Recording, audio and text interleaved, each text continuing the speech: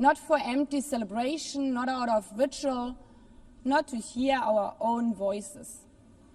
We gather to prove that this institution matters, and that through this institution, every nation represented here, no matter how big or small, can summon again the strength and unity first shown in San Francisco 80 years ago. The courage and resolve of world leaders, who even while some called them back then naive, believed they could build a better world from the wreckage of the old. They showed then what true leadership is. It's not about imposing your will or putting others down. True leadership is about lifting others up, not out of altruism, but for a mutual benefit, and even out of our self-interest. Because as our founders and every architect of peace since then has understood, helping others is what makes ultimately our own countries stronger.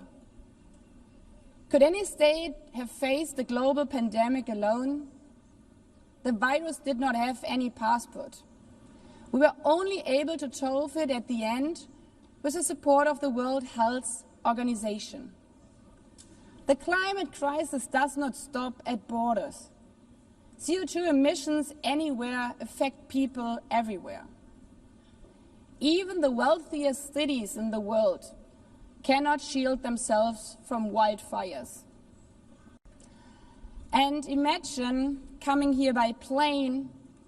How safe would you feel to step into the next airplane if there were no International Civil Aviation Organization anymore, which is responsible for setting safety regulations for 5 billion passengers each year? How comfortable would you be with your children using the internet while AI is uncontrolled and unchecked? As the lines between what is real and fake start to blur. In this globalized, digitalized world, we work together or we suffer alone. Excellencies, the theme of this milestone session and the high-level week is therefore better together. 80 years and more for peace, development, and human rights. Will living up to that be easy? No. But this hall was not built for easy times. It was built to come together to confront the hardest topics. This session is a session where the high-level week is about resolving differences. We showed some of it yesterday already. But even the House of Dialogue and Diplomacy needs a renovation. That is why the UN80 initiative and the wider reform process are not luxuries, but necessities. We are literally now at a crossroads, a make it or break it moment, politically, financially. Therefore, we have to deliver a United Nations that is agile, cost-effective, and fit for purpose. Member States have to give the Secretary General and this process their full support, because reform cannot stop in New York. It must carry through to every capital. That includes delivering the Pact for the Future and accelerating progress on the Sustainable Development Goals. Again, this is not about charity.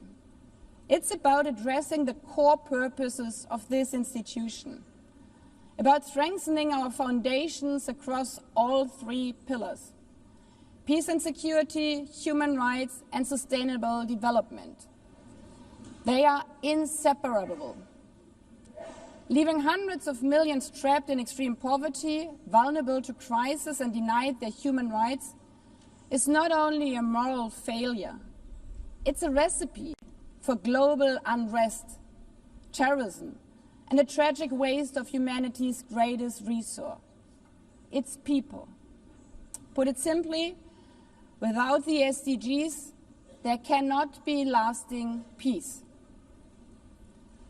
Excellencies, our future as an institution will also be shaped by the selection of the next Secretary General. And here we must pause and reflect. In nearly 80 years, this organization has never chosen a woman for that role. One might wonder how out of 4 billion potential candidates, there could not be found a single one. Of course,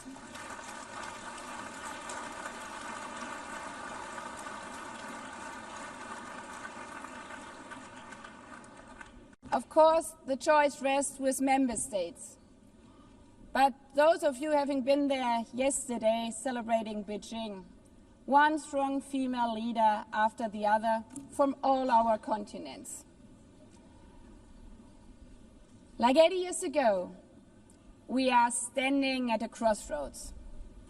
And it's up to us, to every single member state, to live up to the same leadership as your predecessors did. To act when action is needed. To uphold the principles of our Charter. To be better together. To show the people around the world that this United Nation is there. Today, tomorrow, and for the next 8 decades. Because, after all, it's the life insurance for every country. Thank you.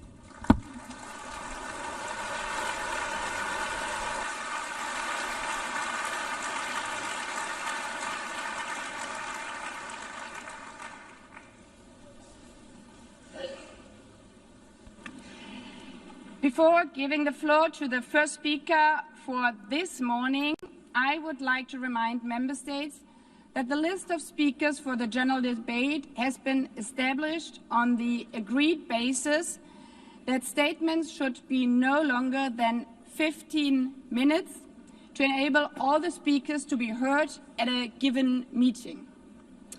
Within this time frame, I would like to appeal to speakers to deliver their statements at a reasonable pace so that interpretation into the other official languages may be provided properly. I would also like to draw your attention to the decision taken by the Assembly at previous sessions, namely that the practice of expressing congratulations inside the Assembly Hall after speech has been delivered is strongly discouraged.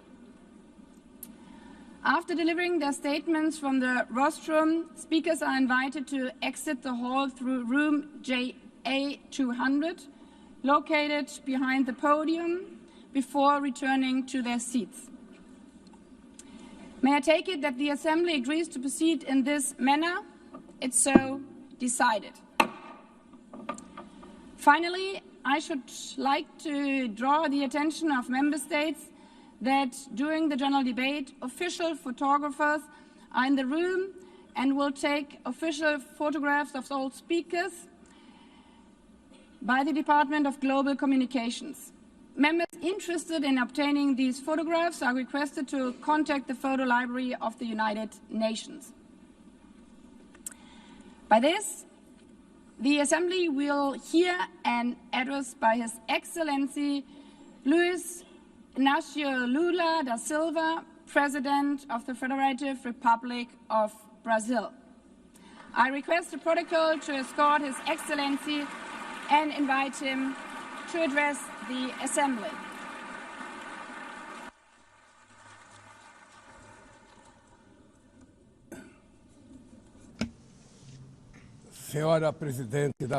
Madam President of the General Assembly, Annalena Barbuque, Mr. Secretary-General Antonio Guterres, dear heads of state and government, and representatives of the member states gathered here.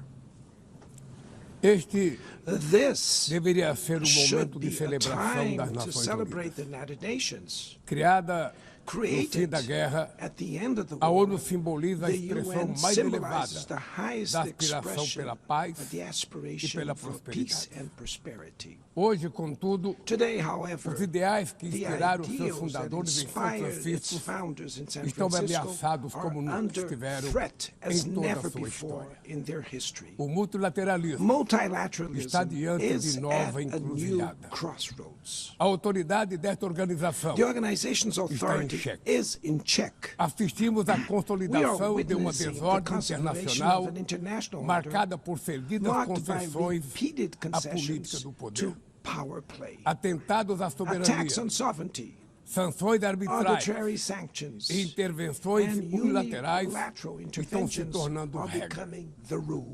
Existe um evidente paralelo entre a crise do multilateralismo e o enfraquecimento da democracia. O autoritarismo se fortalece quando nos omitimos frente à arbitrariedade.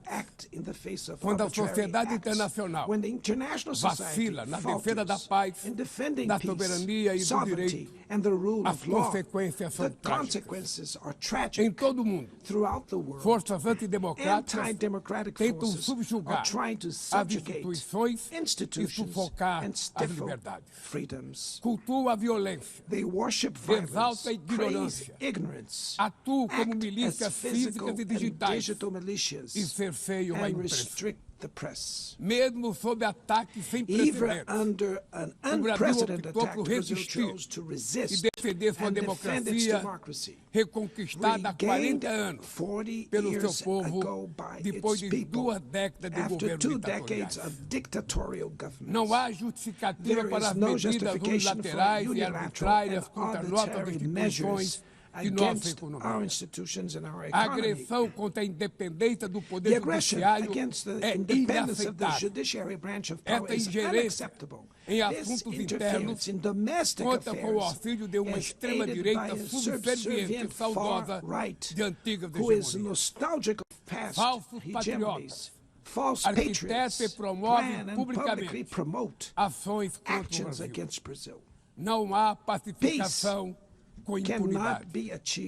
Há poucos dias, e pela primeira vez em 525 anos de nossa história, um ex-chefe de Estado foi condenado por atentar contra o Estado Democrático de Direito. Foi investigado, indiciado e julgado e responsabilizado pelos seus atos em um processo minucioso. Teve amplo direito de defesa, prerrogativa que as ditaduras negam às suas vítimas. Diante dos olhos do mundo, o Brasil deu um recado a todos os candidatos autocratas e àqueles que os apoiam. Nossa democracia e nossa soberania são inegociáveis.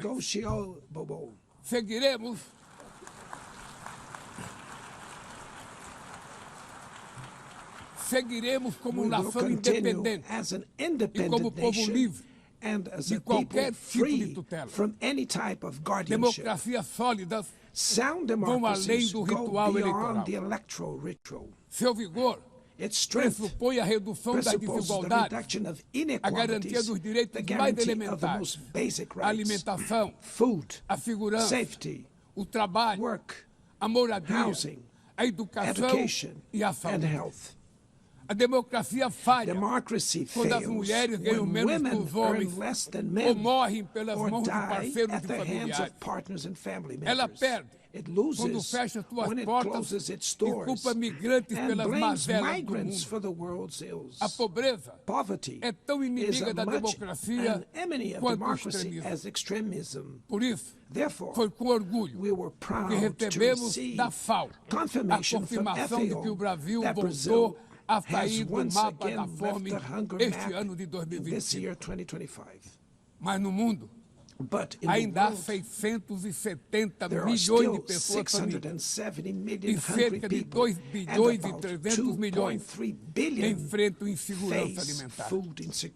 A única guerra que todos podem sair vencedores everyone can emerge victorious is the one we wage against hunger and poverty. Esse é o objetivo da Aliança This is the Global goal of the que global lançamos no alliance we G20 launched e que já conta at the com o apoio de G20 and which has the 103 support of países. 103 A countries. comunidade The internacional international community precisa rever needs to suas revise prioridades, its priorities, reduzir os gastos com reduce guerras arms e spending, aumentar a ajuda and ao increase desenvolvimento, development aid. aliviar o serviço da Relieve the dívida service externa of the dos foreign países mais debt pobres, of the poorest sobretudo os countries, above africanos, all African e nations, definir and padrões set mínimos de minimum tributação global global tax standards para que os super so ricos that the super paguem mais rich impostos pay que more os taxes trabalhadores. than workers.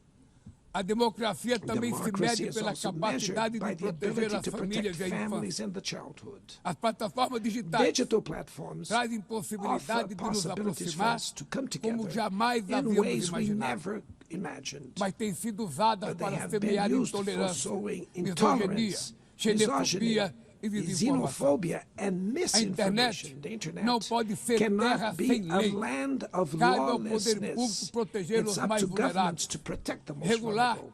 não é Regulating restringir does a not liberdade de mean expressão, restraining é freedom garantir of expression. que o que It's já é about ilegal ensuring no mundo real that what is seja already tratado assim illegal in the também real no world is ambiente treated digital, the no way in ambiente the virtual virtual. environment. Ataques à Attacks regulação on regulation serve para encobrir serve to interesses cover up escusos hidden e dar interests guarida a and crimes provide como fraudes, shelter for tráfico de crimes pessoas, such pedofilia as fraud, e human investidas trafficking, contra a democracia. pedophilia, and attacks against O democracy. parlamento brasileiro, The Brazilian parliament corretamente, was right apressou to sem rush abordar esse this to problema. address this issue.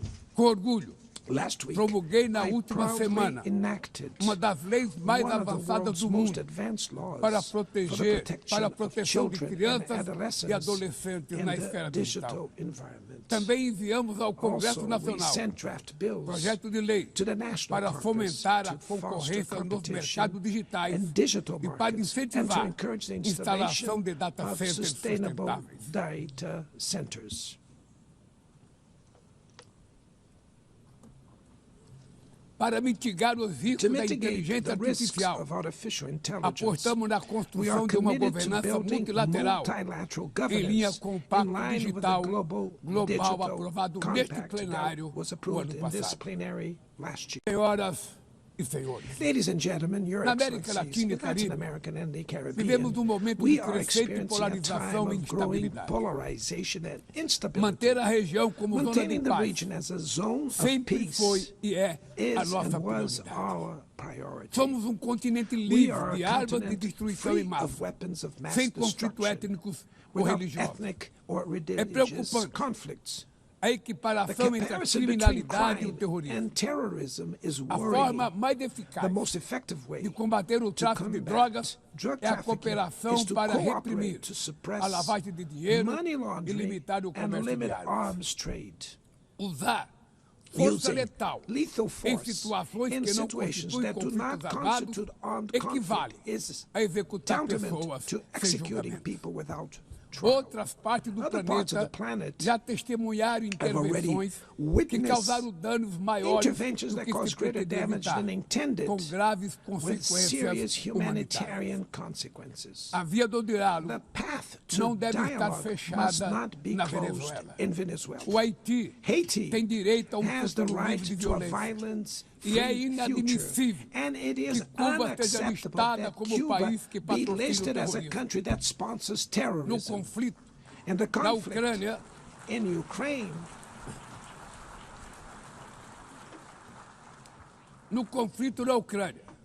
in the todos já conflict in sabemos Ukraine, que não we haverá all solução militar. already know that there will be O no recente encontro no military Alasca solution.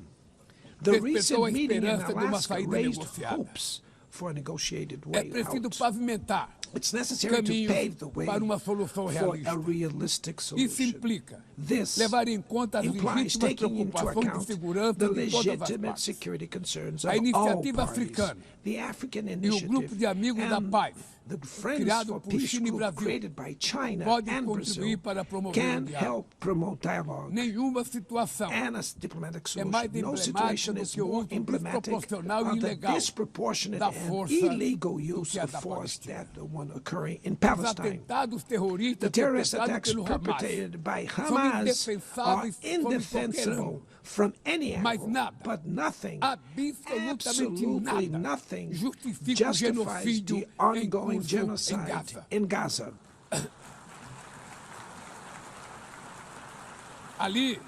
There, Ali, sob toneladas de under escombros, tons of rubble, estão enterradas are dezenas buried de milhares tens de of mulheres e thousands of crianças innocent inocentes. women and children. Ali também estão sepultados o direito We can see internacional that humanitário international e humanitarian o law and the mito da myth of superioridade ethical ética do Ocidente. exceptionalism of the West are Este also massacre being buried there. não This aconteceria massacre would not have sem a happened cumplicidade without dos the que poderiam complicity of evitá-lo. those who could have prevented it. In Gaza, Fome é usada hunger como arma is de guerra. used as a weapon of E o war, deslocamento and the forçado de forced populações displacement of é populations praticado goes impunemente. Quero unpunished. expressar I minha express admiração my aos admiration judeus to the Jews que dentro e who, fora de Israel, inside and se outside opõem Israel, a esta punição oppose this coletiva. collective punishment. O povo The palestino Palestinian corre o people risco are de at risk desaparecer. of disappearing. Só sobreviverá They will como um only Estado survive independente with an integrado à independent state comunidade integrated to internacional. the international community. Esta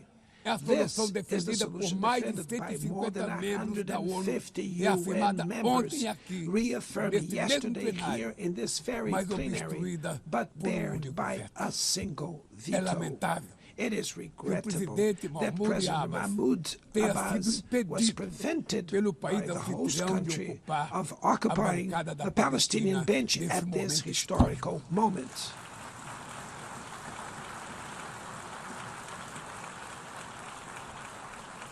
O alastramento The desse spread conflito of this para o Líbano, conflict to Lebanon, para a Síria, Syria, e o Irã Iran, e o Catar Qatar fomenta a is escalada fueling armamentista an sem unprecedented precedentes. arms build-up. Senhoras Presidenta, Madam President, bombas e armas nucleares bombs não and vão nuclear nos weapons proteger da will crise not climática. protect us from the climate O ano de crisis. The year 2024 of 24 foi o mais was quente the já warmest registrado. already A registered. COP30 em Belém, no COP30 in Brasil, the city of Belém, será a Brazil, COP da will be verdade. the COP of truth. Será o momento It will dos be the líderes time mundiais for world leaders provarem to prove a the seriedade de seu seriousness of their compromisso com o commitment to planeta. the planet.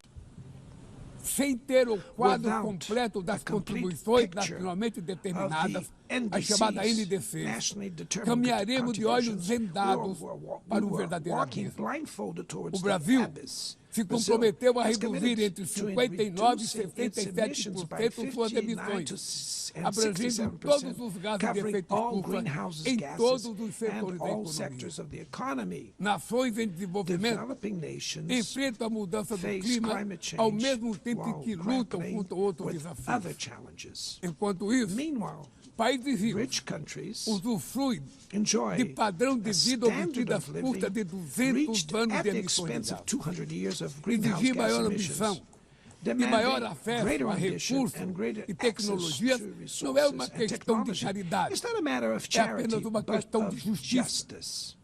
A corrida The por minerais race for críticos critical essenciais minerals para a essential transição for energética energy não transition pode cannot reproduzir a lógica reproduce the predatória predatory que and marcou asymmetrical os últimos logic séculos. that has Em characterized Belém, recent centuries. In o Belém mundo vai City, conhecer the a world realidade will da learn Amazônia. about the O reality of the Brasil já Amazon. reduziu pela metade Brazil has already o reduced desmatamento na região deforestation by nos half dois in últimos the anos. region in the last 2 years. Erradicá-lo requer Eradicating garantia, it requires condições dignas de vida para ensuring seus milhões decent de living habitantes. conditions for its millions of Fomentar o inhabitants. desenvolvimento Promoting sustentável sustainable development é o objetivo is the do Fundo objective of the Florestas Tropical Tropicais Forest para Forever sempre, Facility, que o Brasil which pretende Brazil intends lançar to launch para remunerar to compensate os países que countries mantêm that suas keep their florestas em forests pé. standing. É chegado o momento de passar But the time has da come fase to da prove, negociação. to move para a from the etapa da negotiation phase to the implementação. implementation O mundo stage. deve muito The ao world regime owes a lot to the criado pela regime Convenção created do by the Clima. Climate Convention. Mas é necessário Climate trazer o combate à mudança do clima para o coração da ONU, para que ela tenha a atenção que merece. Conselho vinculado à Assembleia Geral, com força e legitimidade para monitorar compromissos, dará coerência à ação climática. Trata-se de um passo fundamental na direção de uma reforma mais abrangente da organização, que contemple também um Conselho de Segurança ampliado nas duas categorias de seus membros. Poucas áreas retrocederam tanto como o sistema multilateral de comércio.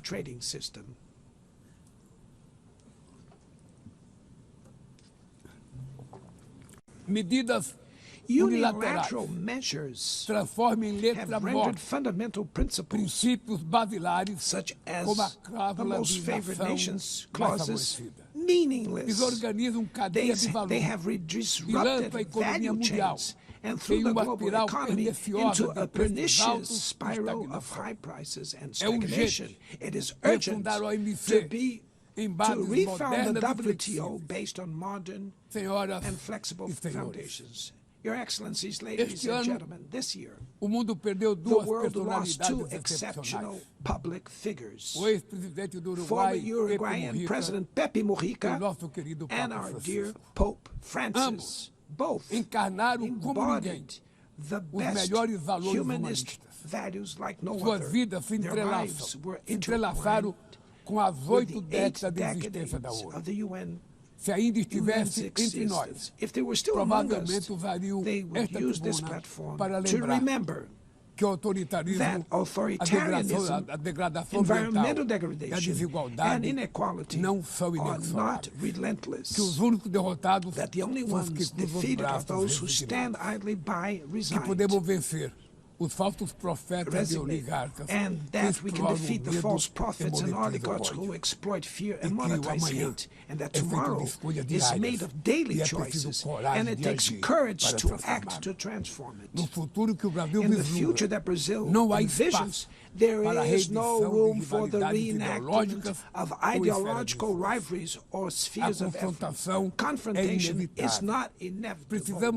We need leaders with clear visions who understand that the international order is not a zero-sum game. The 21st century will be increasingly multipolar.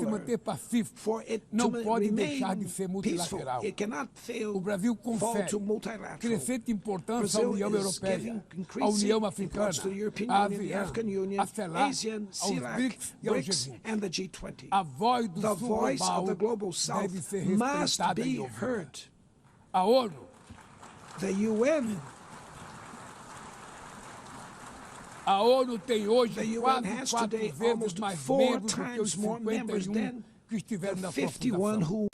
Nossa missão histórica é detorná-la novamente, portadora de esperança e promotora da igualdade, da paz, do desenvolvimento sustentável, da diversidade e da tolerância. Que Deus nos abençoe a todos e muito obrigado. And thank you very much.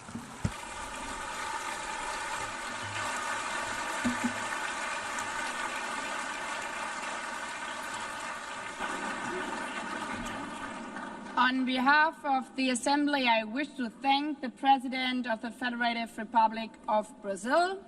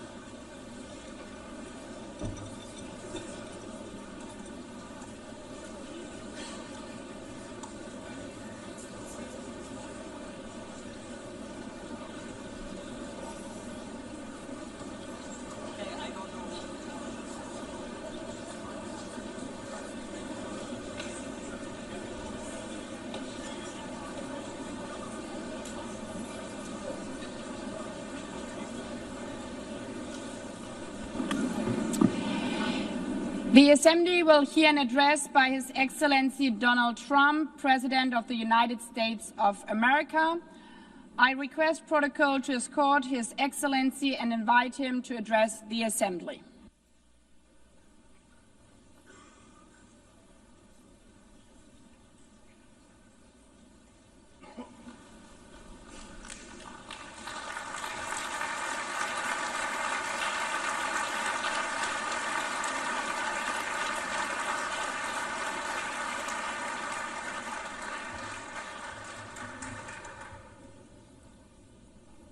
Thank you very much. Very much appreciated.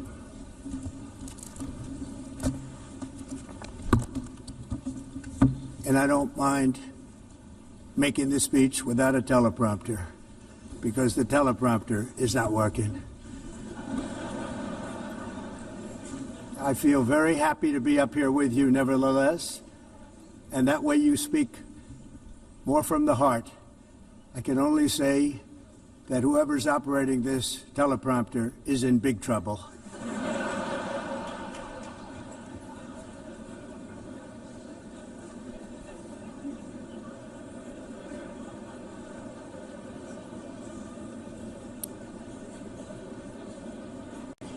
Hello, Madam First Lady. Thank you very much for being here. And Madam President, Mr. Secretary General, First Lady of the United States, distinguished delegates, ambassadors, and world leaders. 6 years have passed since I last stood in this grand hall and addressed a world that was prosperous and at peace in my first term. Since that day, the guns of war have shattered the peace I forged on 2 continents. An era of calm and stability gave way to one of the great crises of our time. And here in the United States, 4 years of weakness, lawlessness, and radicalism under the last administration delivered our nation into a repeated set of disasters.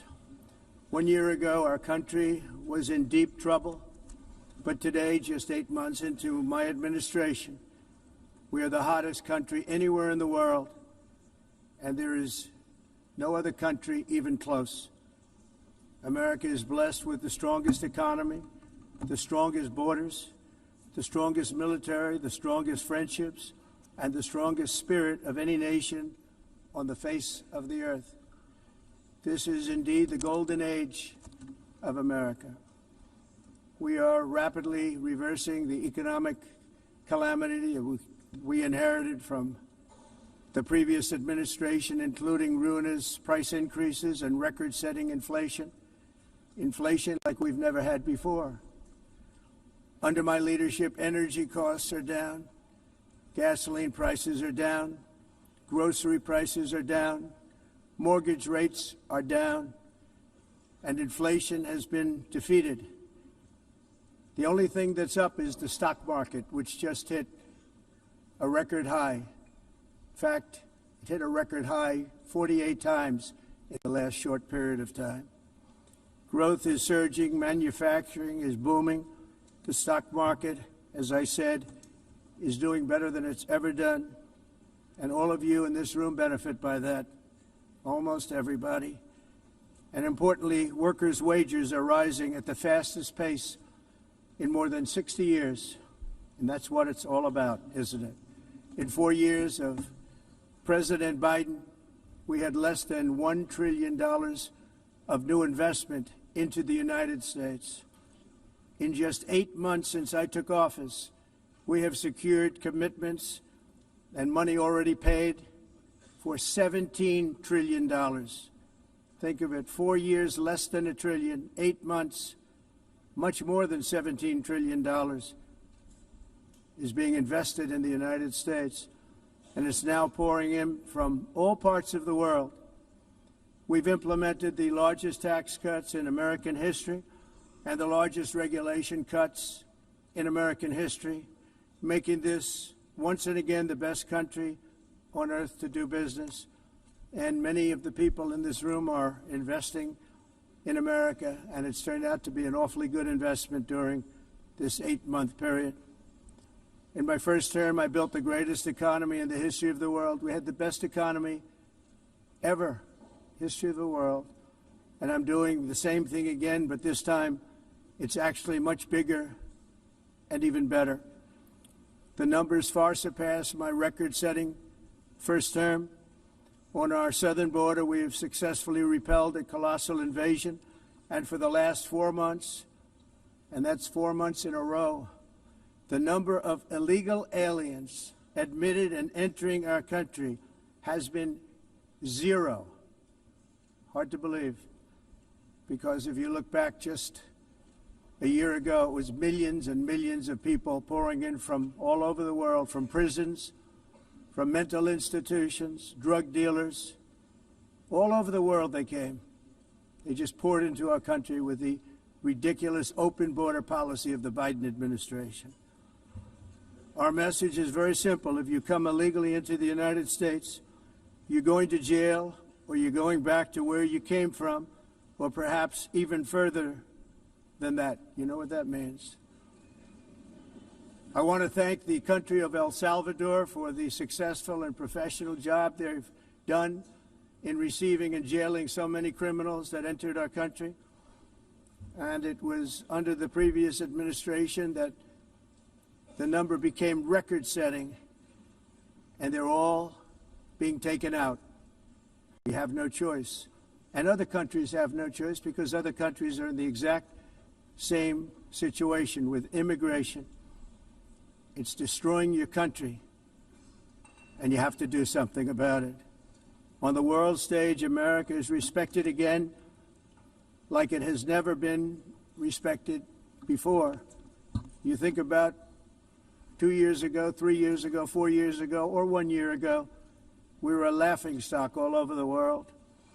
At the NATO summit in June, virtually all NATO members formally committed to increase defense spending at my request from 2% to 5% of GDP, making our alliance far stronger and more powerful than it was ever before.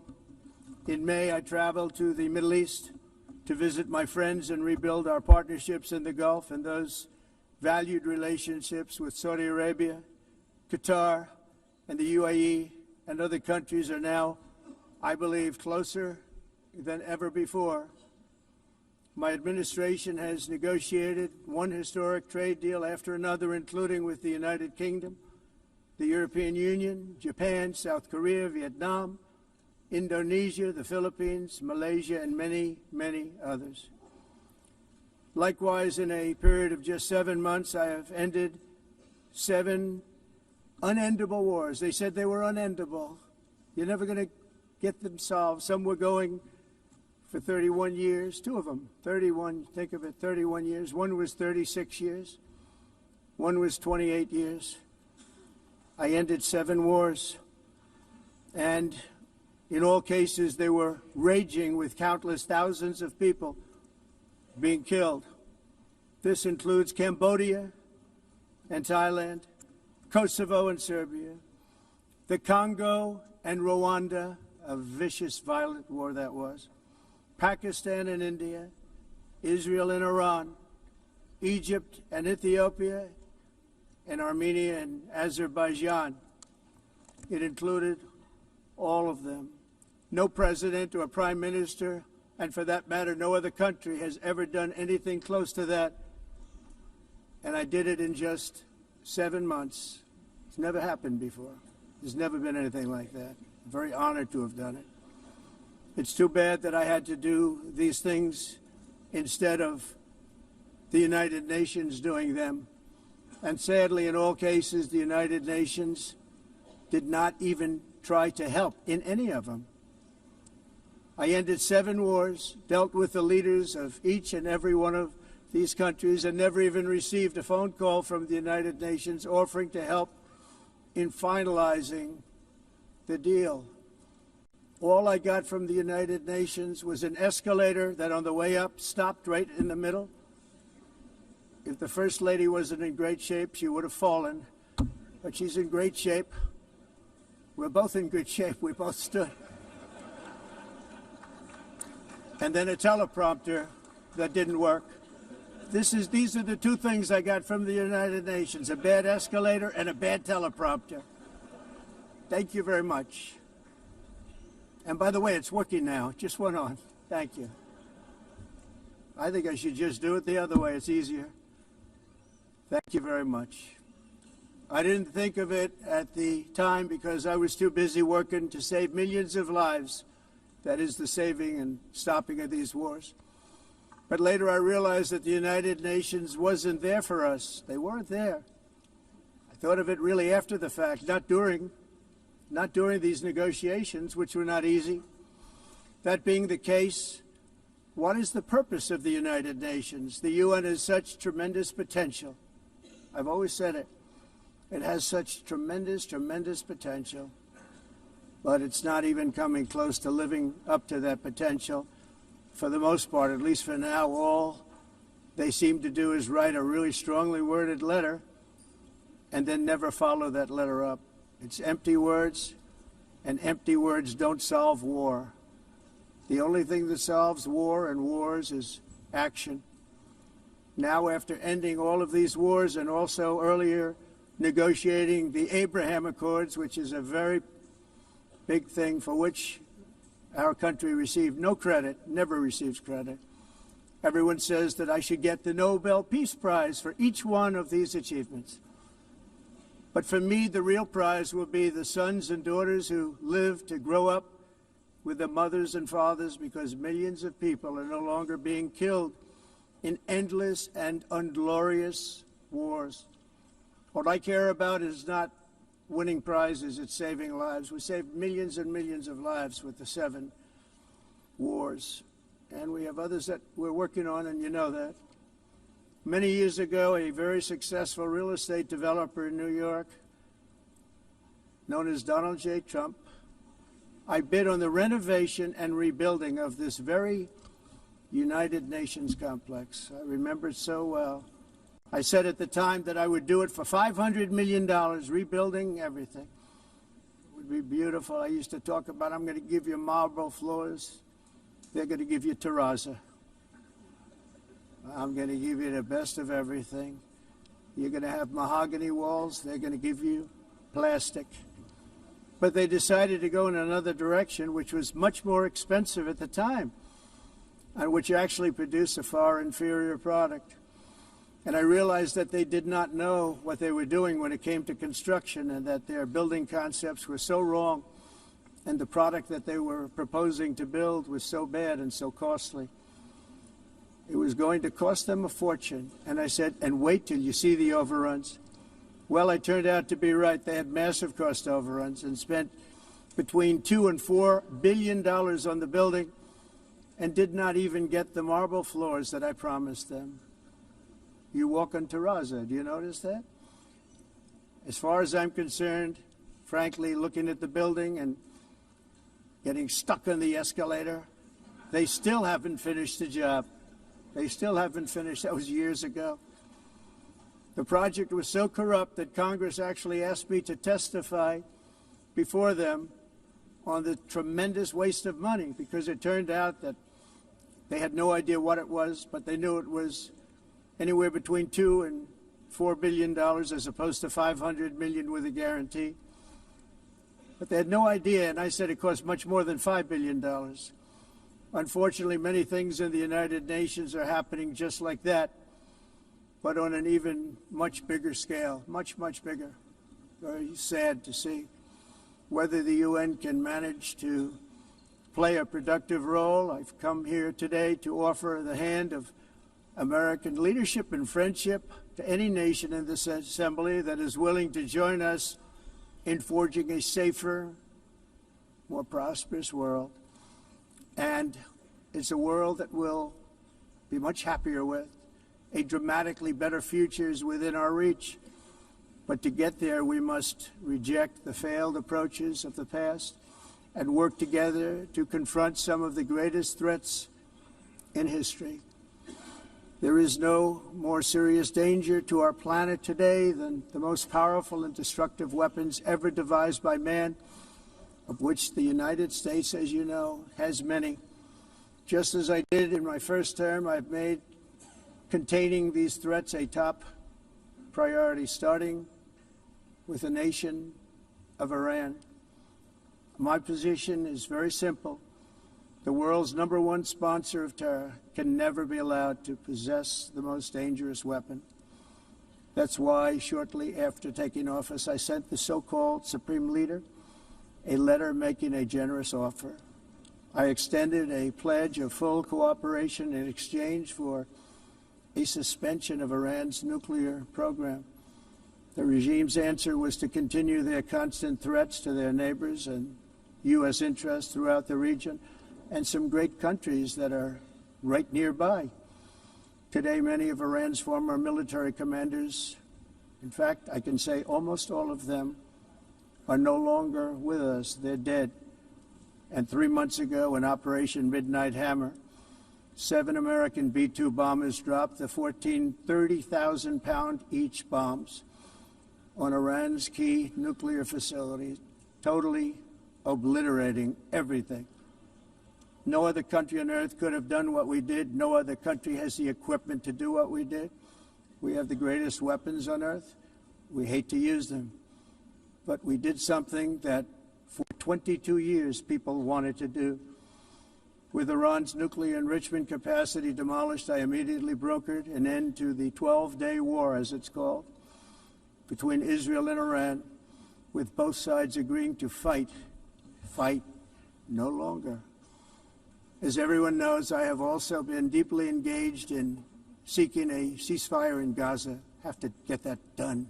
Have to get it done.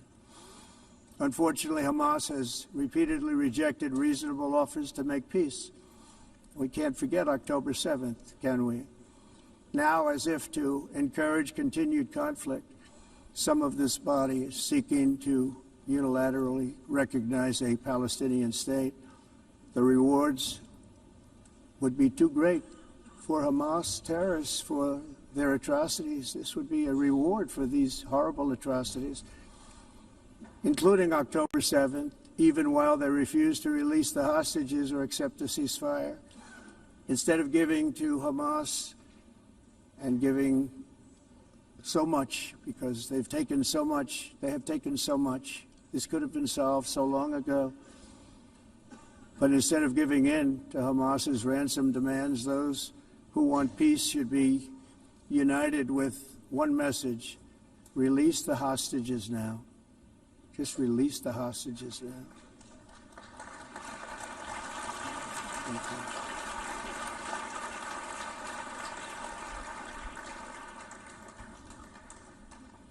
Thank you. As we have got to come together, and we will come together, got to get it done. We have to stop the war in Gaza immediately. We have to stop it. We have to get it done. We have to negotiate. Immediately have to negotiate peace. We got to get the hostages back. We want all 20 back. We don't want 2 and 4. As you know, I got, along with Steve Witkoff and others that helped us, Marco Rubio, we got most of them back. We were involved in all of them. But I always said the last 20 are going to be the hardest, and that's exactly what happened.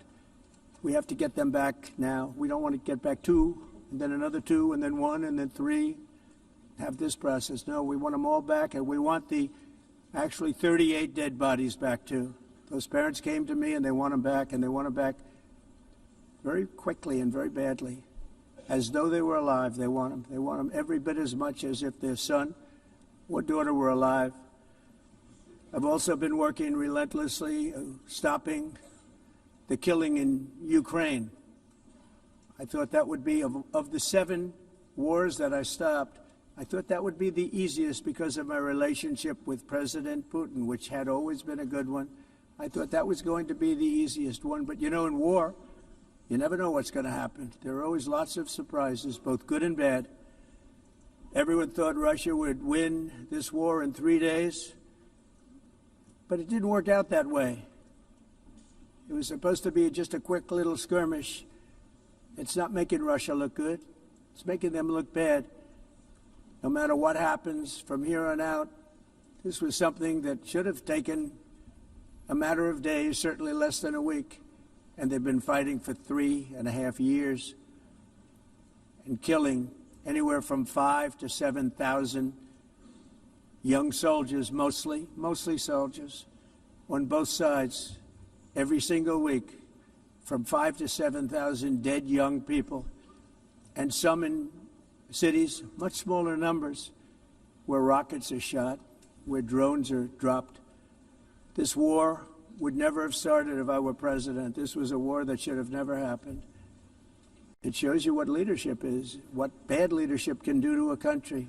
Look what happened to the United States, and look where we are right now in just a short period of time. The only question now is how many more lives will be needlessly lost on both sides. China and India are the primary funders of the ongoing war by continuing to purchase Russian oil. But inexcusably, even NATO countries have not cut off much Russian energy and Russian energy products, which, as you know, I found out about 2 weeks ago, and I wasn't happy. Think of it. They're funding the war against themselves. Who the hell ever heard of that one? In the event that Russia is not ready to make a deal to end the war, then the United States is fully prepared to impose a very strong round of powerful tariffs, which would stop the bloodshed, I believe, very quickly. But for those tariffs to be effective, European nations, all of you are gathered here right now, would have to join us in adopting the exact same measures. I mean, you're much closer to the city. We have an ocean in between. You're right there.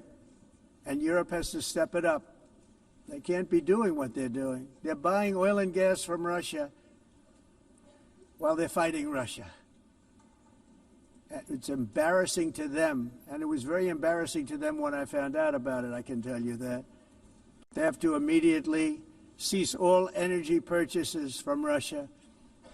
Otherwise, we're all wasting a lot of time.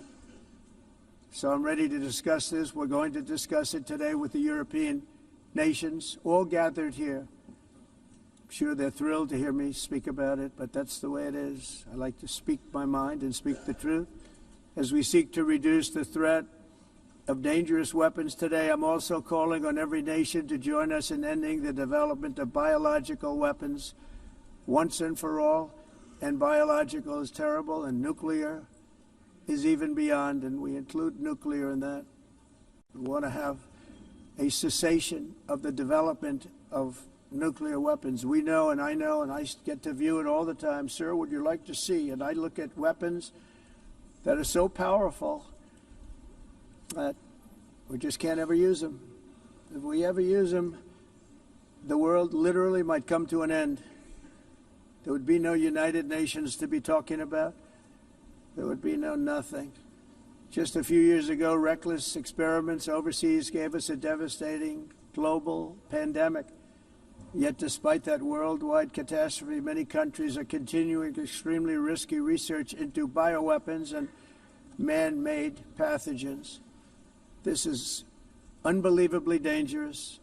To prevent potential disasters, I'm announcing today that my administration will lead an international effort to enforce biological weapons convention, which is going to be meeting with the top leaders of the world by pioneering an AI verification system that everyone can trust.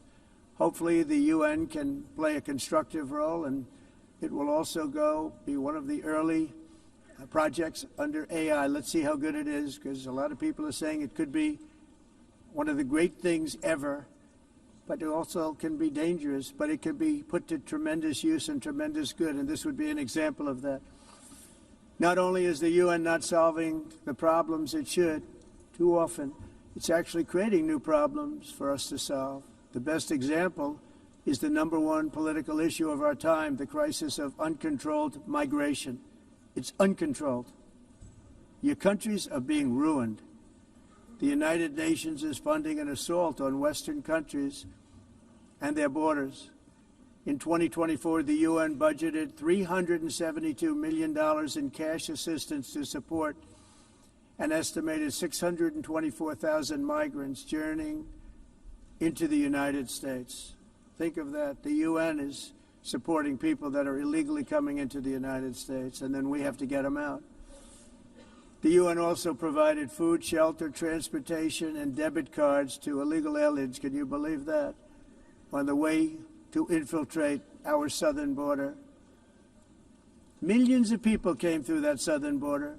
Just a year ago, millions and millions of people were pouring in, 25 million altogether over the 4 years of the incompetent Biden administration. And now we have it stopped, totally stopped. In fact, they're not even coming anymore because they know they can't get through. But what took place is totally unacceptable. The UN is supposed to stop invasions, not create them and not finance them. In the United States, we reject the idea that mass numbers of people from foreign lands can be permitted to travel halfway around the world, trample our borders, violate our sovereignty, cause unmitigated crime, and deplete our social safety net. We have reasserted that America belongs to the American people, and I encourage all countries to take their own stand in defense of their citizens as well. You have to do that because I see it. I'm not mentioning names. I see it, and I can call every single one of them out. You're destroying your countries. They're being destroyed. Europe is in serious trouble. They've been invaded by a force of illegal aliens like nobody's ever seen before. Illegal aliens are pouring into Europe. Nobody is ever, and nobody's doing anything to change it, to get them out. It's not sustainable. And because they choose to be politically correct, they're doing just absolutely nothing about it. And I have to say, I look at London where you have a terrible mayor, terrible, terrible mayor. And it's been so changed, so changed. Now they want to go to Sharia law. But you're in a different country. You can't do that. Both the immigration and their suicidal energy ideas will be the death of Western Europe if something is not done immediately. This cannot be sustained. What makes the world so beautiful is that each country is unique. But to stay this way, every sovereign nation must have the right to control their own borders. You have the right to control your borders, as we do now, and to limit the sheer numbers of migrants entering their countries and paid for by the people of that nation that were there and that built that particular nation at the time. They put their blood, sweat, tears, money into that country, and now they're being ruined. Proud nations must be allowed to protect their communities and prevent their societies from being overwhelmed by people they have never seen before, with different customs, religions, with different everything. Where migrants have violated laws, lodged false asylum claims, or claimed refugee status for illegitimate reasons, they should, in many cases, be immediately sent home. And while we will always have a big heart for places and people that are struggling and truly compassionate, answers will be given. We have to solve the problem, and we have to solve it in their countries, not create new problems in our countries. And we are very helpful to a lot of countries that are just not able to send their people anymore. They used to send them to us in caravans of 25,000, 30,000 people each. These massive caravans of people pouring into our country, totally unchecked and unvetted. But not anymore. According to the Council of Europe in 2024, almost 50% of inmates in German prisons were foreign nationals or migrants. In Austria, the number was 53% of the people in prisons were from places that weren't from where they are now. In Greece, the number was 54%, and in Switzerland, beautiful Switzerland, 72% of the people in prisons are from outside of Switzerland. When your prisons are filled with so-called asylum seekers who repaid kindness, and that's what they did, they repaid kindness with crime. It's time to end the failed experiment of open borders. You have to end it now. See, I can tell you, I'm really good at this stuff. Your countries are going to hell. In America, we've taken bold action to swiftly shut down uncontrolled migration. Once we started detaining and deporting everyone who crossed the border, and removing illegal aliens from the United States, they simply stopped coming. They're not coming anymore. We're getting a lot of credit, but they're not coming anymore. This was a humanitarian act for all involved, because on the trips up, thousands of people a week were dying. Women were being raped. Nobody's ever seen anything like it. Raped, horribly beaten, raped. On the trip up, the journey up, it was a long walk. It was a long, arduous journey, indeed. And it was also a historic victory against human trafficking throughout the region. What we did was a victory, and we saved so many lives of people that wouldn't make the journey. That journey was loaded up with death. Loaded up with death. Dead bodies all along the roads of jungles to get up. They go through jungles, they go through areas so hot you couldn't breathe. They were dying of suffocation, areas so hot that you couldn't breathe. Dead bodies all over. By them not coming, we're saving tremendous numbers of lives. My people have done a fantastic job in doing what they did, and the American public agrees with it. I mean, I was very proud to see this morning I have the highest poll numbers I've ever had. Part of it is because of what we've done on the border. I guess the other part is what we've done on the economy. Joe Biden's policies empowered murderous gangs, human smugglers, child traffickers, drug cartels, and prisoners from all over the world. The previous administration also lost nearly 300,000 children. Think of that. They lost more than 300,000 children, little children, who were trafficked into the United States on the Biden watch, many of whom have been raped, exploited, and abused, and sold. Sold. Nobody talks about that. The fake news doesn't write about it. With many others, young children who are missing or dead.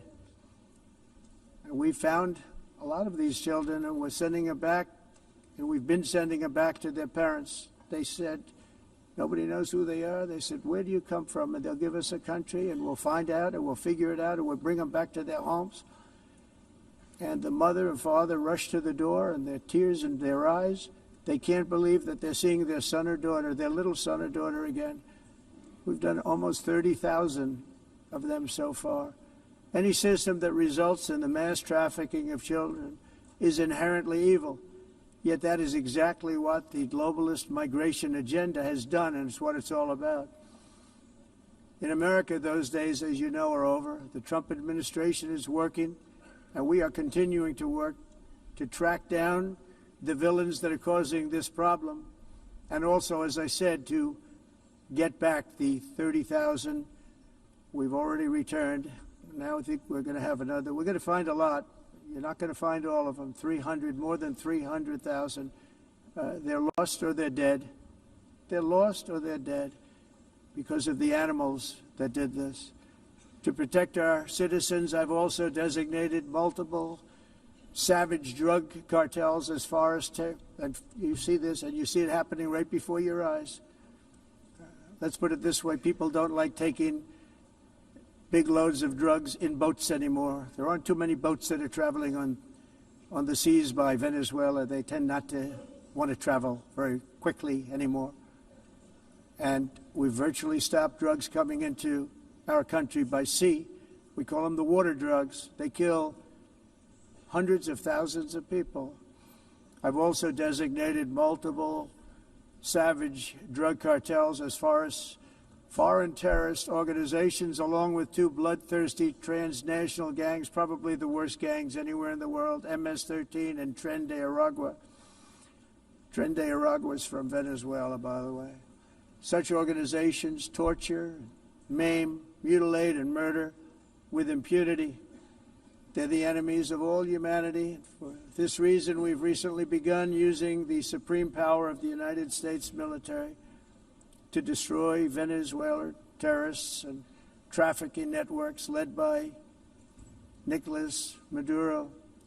To every terrorist thug smuggling poisonous drugs into the United States of America, please be warned that we will blow you out of existence. That's what we're doing. We have no choice.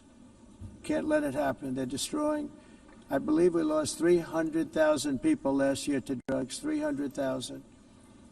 Fentanyl and other drugs. Each boat that we sink carries drugs that would kill more than 25,000 Americans. We will not let that happen. Energy is another area where the United States is now thriving like never before. We're getting rid of the falsely named renewables. By the way, they're a joke. They don't work. They're too expensive. They're not strong enough to fire up the plants that you need to make your country great. The wind doesn't blow. Those big windmills are so pathetic and so bad, so expensive to operate. And they have to be rebuilt all the time, and they start to rust and rot. Most expensive energy ever conceived, and it's actually energy. You're supposed to make money with energy, not lose money. You lose money, the governments have to subsidize. You can't put them out without massive subsidies. And most of them are built in China, and I give China a lot of credit. They build them, but they have very few wind farms. So why is it that they build them and they send them all over the world, but they barely use them? You know what they use? Coal. They use gas. They use almost anything, but they don't like wind. But they sure as hell like selling the windmills. Europe, on the other hand, has a long way to go, with many countries being on the brink of destruction because of the green energy agenda. And I give a lot of credit to Germany. Germany was being led down a very sick path, both on immigration, by the way, and on energy. They were going green, and they were going bankrupt. And the new leadership came in, and they went back to where they were, with fossil fuel and with nuclear, which is good. It's now safe, and you can do it properly. But they went back to where they were, and they opened up a lot of different plants, energy-producing plants, and they're doing well. I give Germany a lot of credit for that. They've said this is a disaster, what's happening.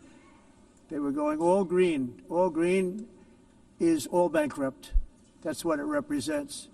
And it's not politically correct. I'll be very badly criticized for saying it, but I'm here to tell the truth. I don't care. It doesn't matter to me. I'm in New York City. I'm feeling a lot safer. Crime, we're getting crime down. And by the way, speaking of crime, Washington, D.C. was the crime capital of America. Now it's after 12 days, it's a totally safe city.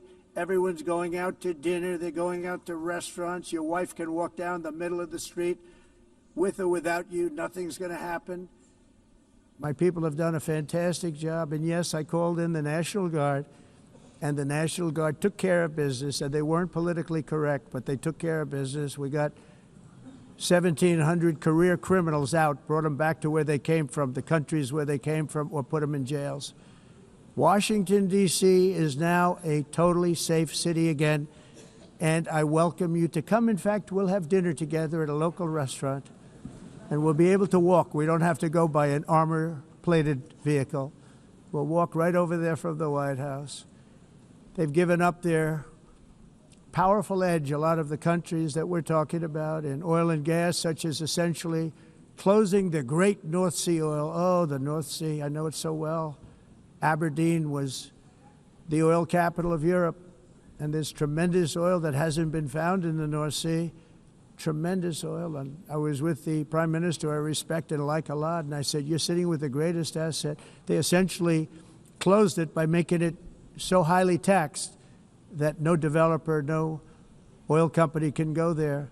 They have tremendous oil left, and more importantly, they have tremendous oil that hasn't even been found yet. And what a tremendous asset for the United Kingdom. And I hope the Prime Minister is listening, because I told it to him 3 days in a row. That's all he heard. North Sea oil, North Sea, because I want to see them do well. I want to stop seeing them ruining that beautiful Scottish and English countryside with windmills and massive solar panels that go 7 miles by 7 miles, taking away farmland. But we're not letting this happen in America. In 1982, the executive director of the United Nations Environmental Program predicted that by the year 2000, climate change would cause a global catastrophe. He said that it will be irreversible, as any nuclear holocaust would be. This is what they said at the United Nations. What happened? Here we are. Another UN official stated in 1989 that within a decade, entire nations could be wiped off the map by global warming. Not happening. You know, it used to be global cooling. If you look back years ago in the 1920s and the 1930s, they said, global cooling will kill the world. We have to do something. Then they said global warming will kill the world. But then it started getting cooler. So now they could just call it climate change, because that way they can't miss. It's climate change. Because if it goes higher or lower, whatever the hell happens, there's climate change. It's the greatest con job ever perpetrated on the world, in my opinion. Climate change, no matter what happens, you're involved in that. No more global warming, no more global cooling. All of these predictions made by the United Nations and many others, often for bad reasons, were wrong. They were made by stupid people that have cost their countries fortunes and given those same countries no chance for success. If you don't get away from this green scam, your country is going to fail. And I'm really good at predicting things, you know. They actually said during the campaign they had a hat, the best-selling hat. Trump was right about everything. And I don't say that in a braggadocious way, but it's true. I've been right about everything. And I'm telling you that if you don't get away from the green energy scam, your country is going to fail. And if you don't stop people that you've never seen before, that you have nothing in common with, your country is going to fail. I'm the President of the United States, but I worry about Europe. I love Europe. I love the people of Europe. And I hate to see it being devastated by energy and immigration.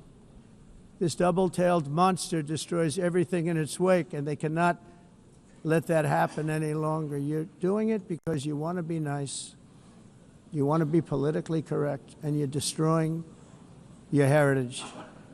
They must take control strongly and immediately of the unmitigated immigration disaster and the fake energy catastrophe before it's too late.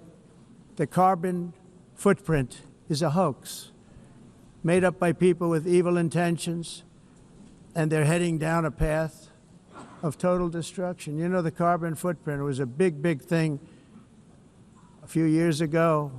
I remember hearing about the carbon footprint, and then President Obama would get into Air Force One, a massive Boeing 747, and not a new one, an old one with old engines that spew everything into the atmosphere. He'd talk about the carbon footprint, we must do so. Then he'd get in and he'd fly from Washington to Hawaii to play a round of golf. And then he'd get back onto that big, beautiful plane and he'd fly back and he'd talk about, again, global warming and the carbon footprint. It's a con job. At extreme cost and expense, Europe reduced its own carbon footprint by 37%. Think of that. Congratulations, Europe. Great job. You cost yourself a lot of jobs, a lot of factories closed, but you reduced the carbon footprint by 37%. However, for all of that sacrifice and much more, it's been totally wiped out and then some by a global increase of 54%. Much of it coming from China and other countries that are thriving around China, which now produces more CO2 than all the other developed nations in the world. So all of these countries are working so hard on the carbon footprint, which is nonsense, by the way. It's nonsense. You know, it's interesting. In the United States, we have still radicalized environmentalists, and they want the factories to stop. Everything should stop. No more cows. We don't want cows anymore. I guess they want to kill all the cows. They want to do things that are just unbelievable, and you have it too. But you know, we have a border, strong, and we have a shape, and that shape doesn't just go straight up. That shape is amorphous when it comes to the atmosphere. And if we had the most clean air, and I think we do, we have very clean air. We have the cleanest air we've had in many, many years. But the problem is that other countries, like China, which has air that's a little bit rough, it blows. And no matter what you're doing down here, the air up here tends to get very dirty because it comes in from other countries where their air isn't so clean. And the environmentalists refuse to acknowledge that. Same thing with garbage. In Asia, they dump much of their garbage right into the ocean. And over about a 1 week and 2 week journey, it flows right past Los Angeles. You've seen it. Massive amounts of garbage, almost too much to do anything about, flowing past Los Angeles, past San Francisco, and then somebody will get in trouble because he dropped a cigarette on the beach. The whole thing is crazy.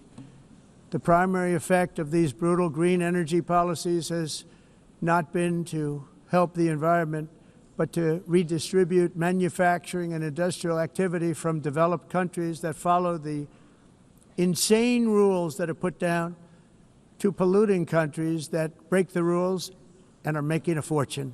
They're making a fortune.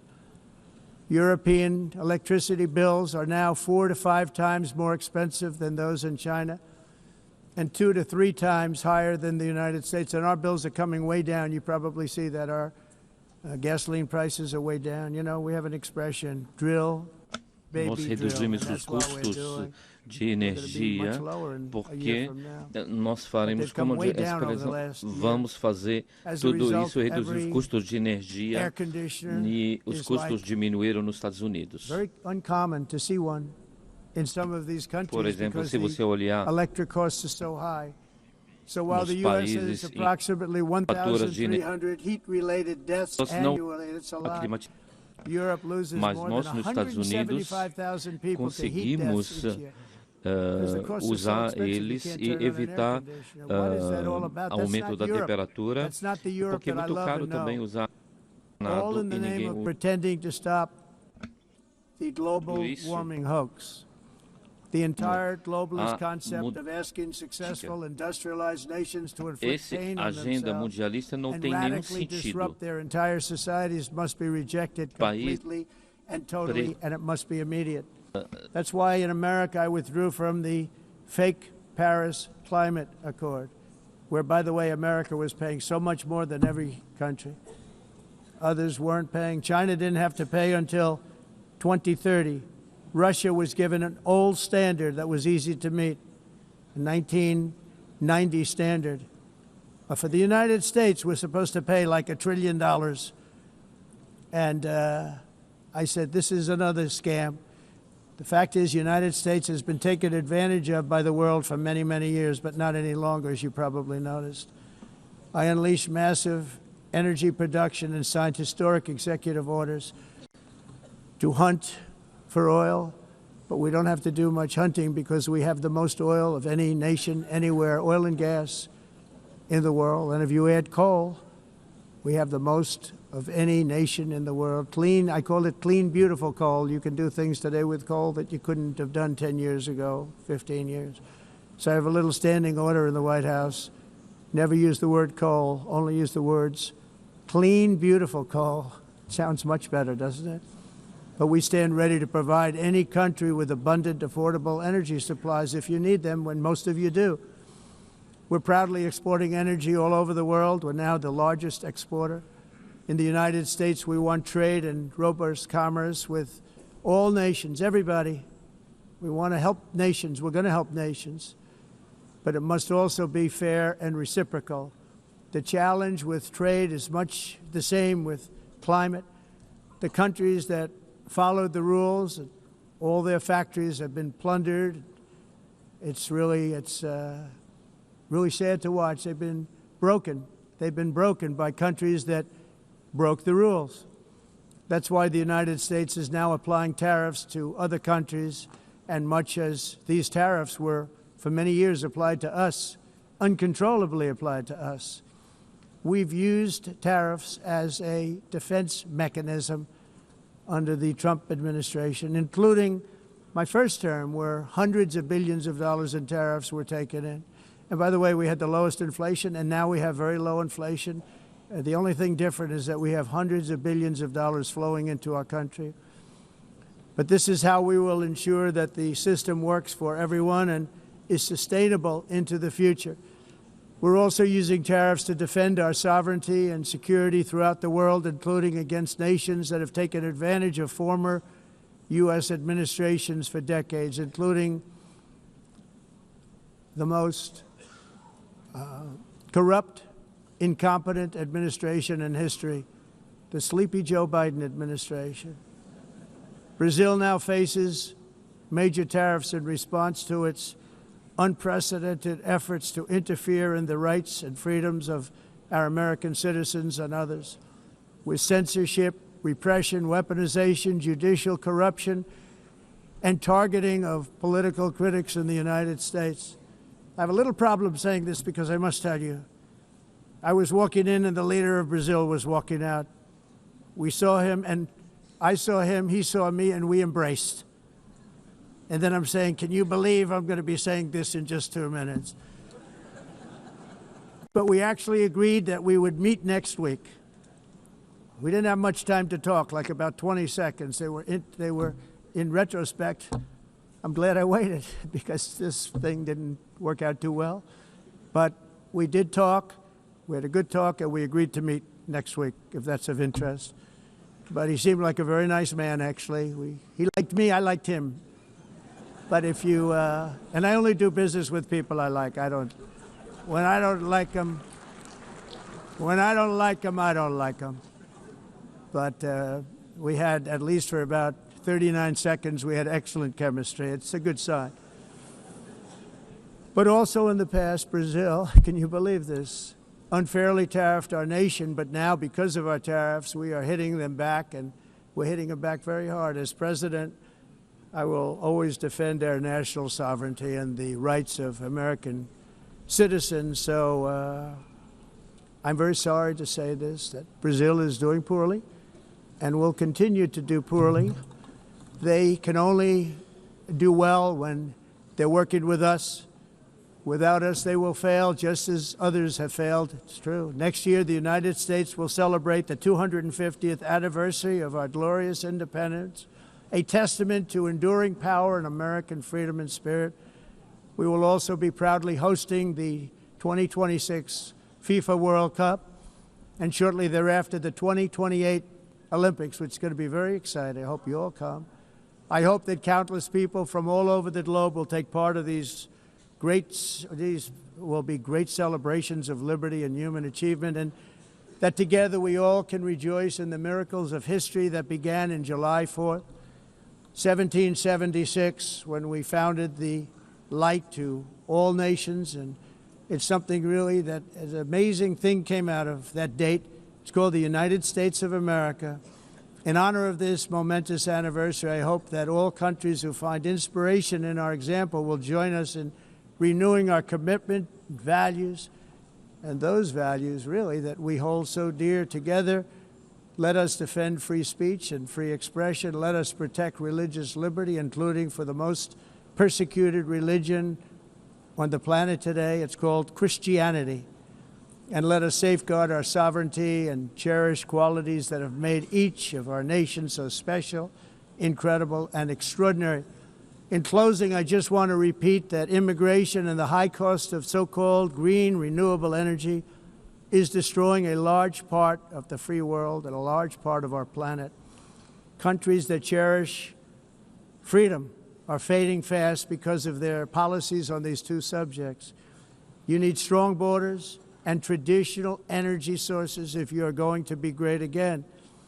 Whether you have come from north or south, east or west, near or far, every leader in this beautiful hall today represents a rich culture, a noble history, and a proud heritage that makes each nation majestic and unique, unlike anything else in human history or any other place on the face of the earth. From London to Lima, from Rome to Athens, from Paris to Seoul, from Cairo to Tokyo and Amsterdam to right here in New York City, we stand on the shoulders of the leaders and legends, generals and giants, heroes and titans who won and built our beloved nations, all of our nations, with their own courage, strength, spirit, and skill. Our ancestors climbed mountains, conquered oceans, crossed deserts, and trekked over wide open plains. They charged into thunderous battles, plunged into grave dangers, and they were soldiers and farmers and workers and warriors and explorers and patriots. They built towns into cities, tribes into kingdoms, ideas into industries, and small islands into mighty empires. You're a part of all of that. They were champions for their people who never gave up and who never, ever gave in. Their values defined our national identities. Their visions forged our magnificent destiny. Everybody in this room is a part of it in your own way. Each of us inherits the deeds and the myths, the triumphs, the legacies of our own heroes and founders who so bravely showed us the way. Our ancestors gave everything for homelands that they defended with pride, with sweat, with blood, with life, and with death. Now the righteous task of protecting the nations that they built belongs to each and every one of us. So together let us uphold our sacred duty to our people and to our citizens. Let us protect their borders, ensure their safety, preserve their cultures, treasure, and traditions, and fight, fight, fight for their precious dreams and their cherished freedoms. And in friendship and really a beautiful vision, let us all work together to build a bright, beautiful planet, a planet that we all share, a planet of peace and a world that is richer, better, and more beautiful than ever before. That can happen. It will happen. It will happen, and I hope it can happen and start right now, right at this moment. We'll turn it around. We're going to make our countries better, safer, more beautiful. We're going to take care of our people. Thank you very much. It's been an honor. God bless the nations of the world. Thank you very much. Bye.